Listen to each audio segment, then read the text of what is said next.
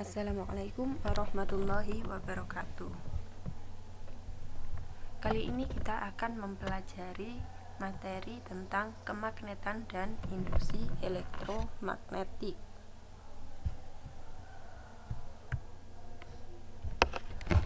Sebelum membahas tentang kemagnetan dan induksi elektromagnetik, pertama kita akan membahas tentang suatu bahan.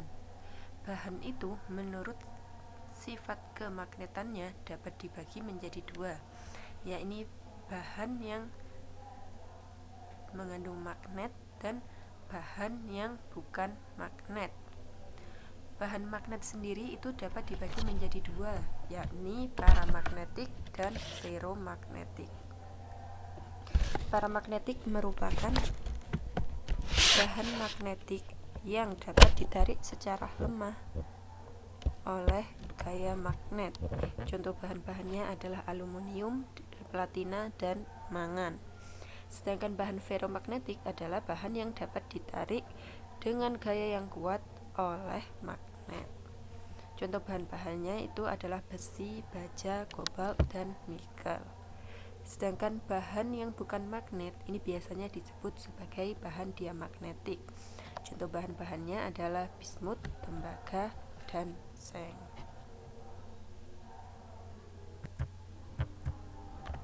Magnet sendiri itu terdiri dari dua kutub, yakni kutub utara dan kutub selatan.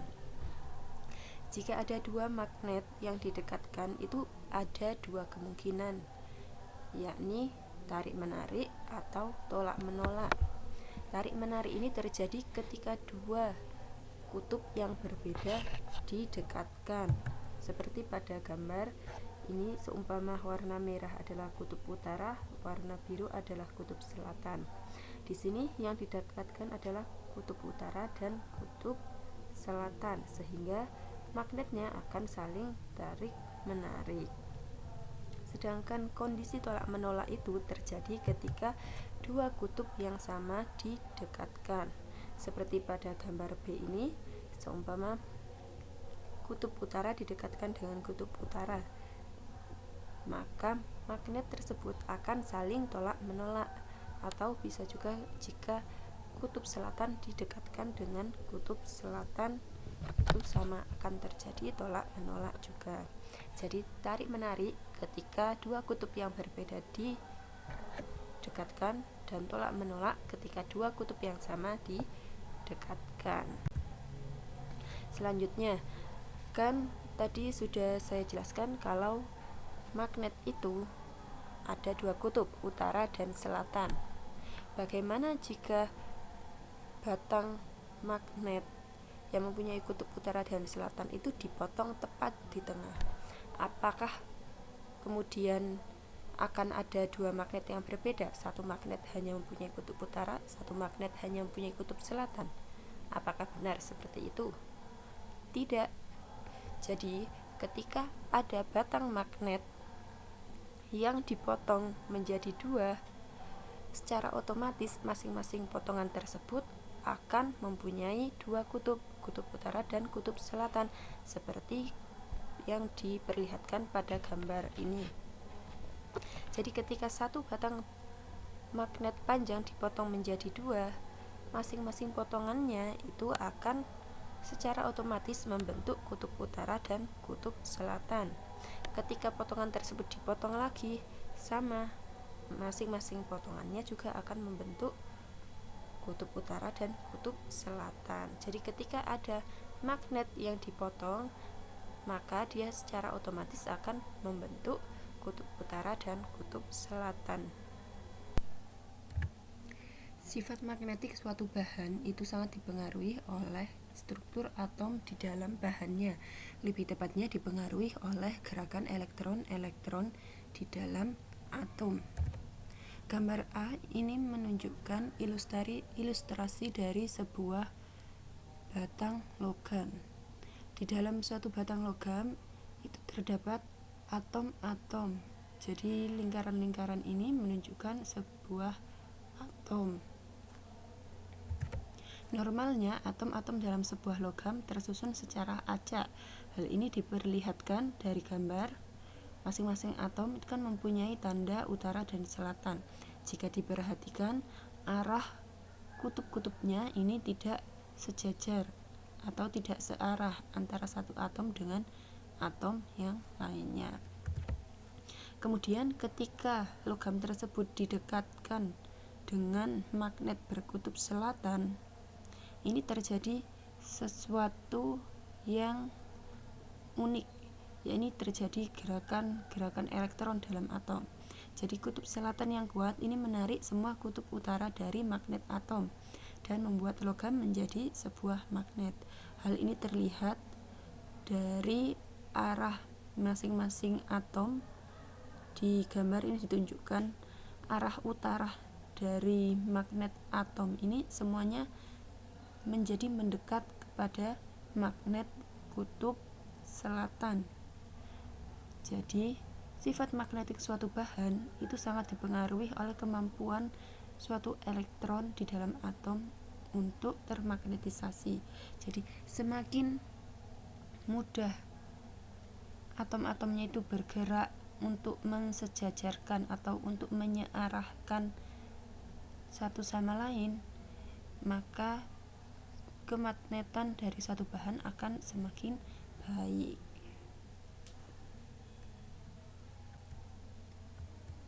Selanjutnya yakni medan magnet. Medan magnet ini merupakan daerah yang masih dilewati oleh garis-garis gaya magnet, atau bisa dikatakan juga medan magnet adalah daerah yang masih mendapatkan pengaruh magnet. Dilihat dari gambar A, ini terdapat garis-garis dengan arah panah. Jika diperhatikan, arah garis medan magnet pada kutub utara itu arahnya adalah keluar, sedangkan untuk kutub selatan arahnya adalah ke dalam atau masuk. Gambar B ini merupakan ilustrasi jika sebuah magnet dengan kutub utara dan kutub selatan didekatkan, karena kutub utara itu arah garis gaya medan magnetnya itu adalah keluar, sedangkan kutub selatan adalah masuk, sehingga terjadi tarik menarik antara kutub utara dan kutub selatan. Pada gambar C ini merupakan ilustrasi jika kutub selatan didekatkan dengan kutub selatan, karena kedua-duanya itu garis medan magnetnya adalah masuk, sehingga antara kutub selatan dan kutub selatan itu tidak bisa saling tarik menarik, namun saling tolak menolak. Selanjutnya ini ilustrasi jika kutub utara dengan kutub utara didekatkan.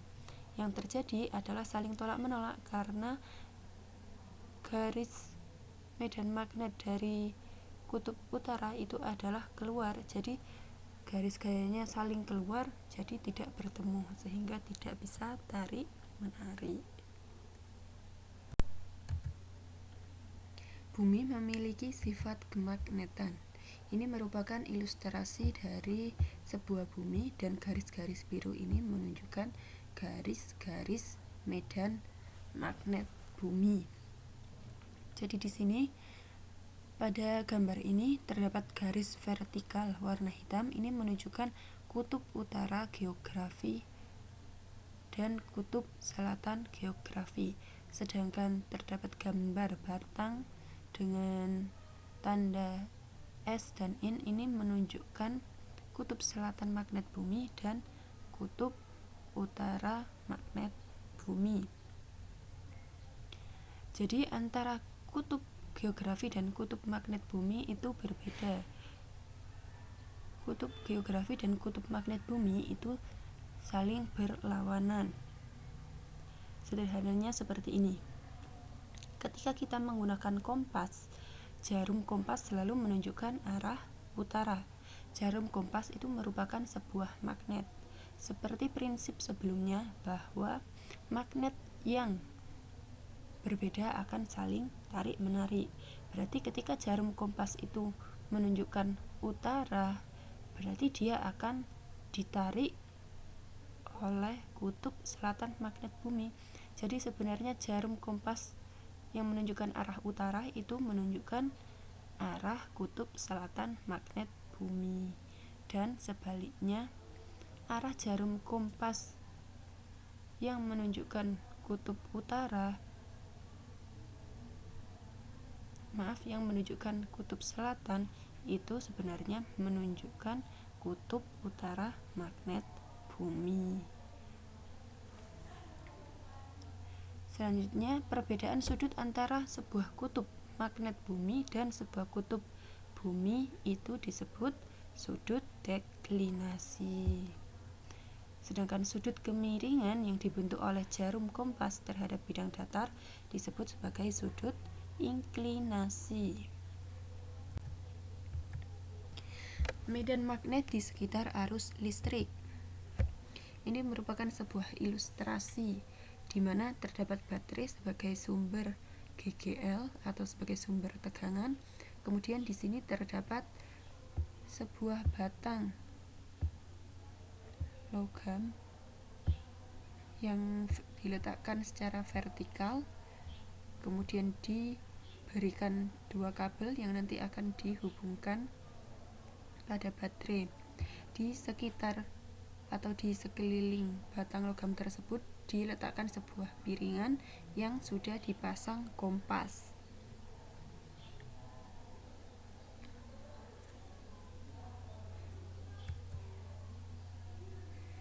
Ketika belum disambungkan atau ketika batang logam tersebut belum dialirkan listrik, ketika belum dialiri arus listrik, jarum kompas yang ada di sekitar logam ini mempunyai arah yang acak. Namun ketika diberi arus listrik yang terlihat seperti yang terlihat pada gambar B, ketika suatu logam diberikan arus listrik dengan arah ke bawah yang ditunjukkan dengan tanda panah ke bawah ini, maka jarum-jarum kompas ini akan berubah arahnya. Kalau diperhatikan, arahnya akan berubah sesuai dengan arah jarum jam. Kemudian mari kita perhatikan gambar C. Ketika batang logam ini diberikan arah arus dengan arah ke atas, jarum kompas juga berubah lagi, dimana jika diperhatikan arah jarum kompasnya ini akan berlawanan dengan arah jarum jam.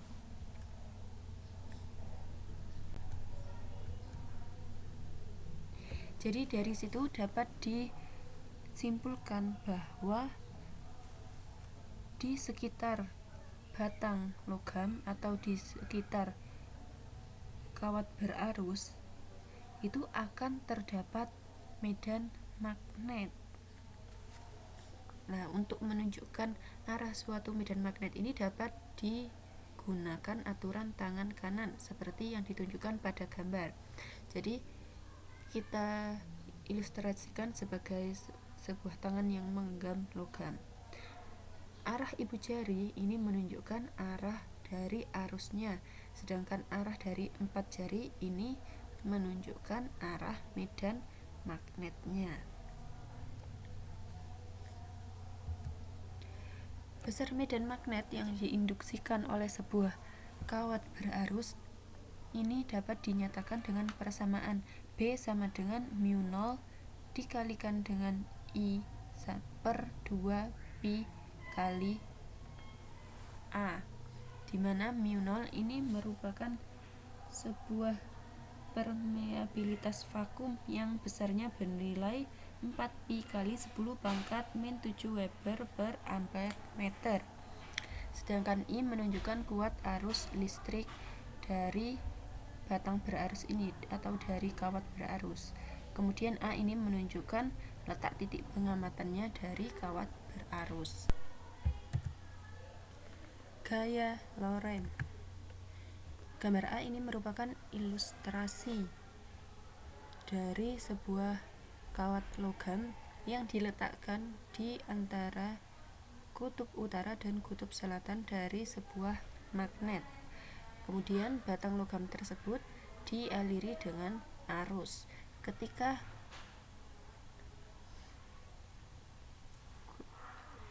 arus yang diberikan itu mempunyai arah yang berbeda, ternyata batang logam tersebut akan mengalami gaya ke arah yang berbeda, seperti dilihat pada gambar A dan gambar B ini. Jadi ketika baterainya pada posisi seperti gambar A ini, maka gaya yang diterima oleh batang logam tersebut adalah ke atas, sedangkan ketika dibalik arah arusnya, batang logam tersebut akan mengalami gaya ke bawah. Gaya magnetik yang ditimbulkan ini merupakan gaya Lorentz, di mana gaya Lorentz merupakan gaya yang terjadi karena adanya interaksi antara medan magnet dengan arus listrik atau muatan listrik yang bergerak. Untuk menentukan arah dari gaya Lorentz ini dapat digunakan dengan aturan tangan kanan, seperti pada ilustrasi ini, di mana arah ibu jari ini menunjukkan arah dari arus listriknya, sedangkan arah 4 jari ini menunjukkan arah dari induksi medan magnetiknya. Kemudian arah yang keluar dari telapak tangan ini menunjukkan arah dari gaya yang diberikan atau arah dari gaya Lorentz-nya. Persamaan gaya Lorentz ini kemudian dapat dinyatakan sebagai F sama dengan B kali I kali L sin alfa, di mana B ini merupakan induksi magnetik atau induksi medan magnet, kemudian I ini merupakan kuat arus, L ini merupakan panjang dari penghantar atau panjang dari kawatnya, kemudian alfa ini menunjukkan sudut antara arus dan induksi magnetik atau antara I dan B. Demikian materi tentang magnet, kemagnetan dan induksi elektromagnetik. Terima kasih dan wassalamualaikum warahmatullahi wabarakatuh.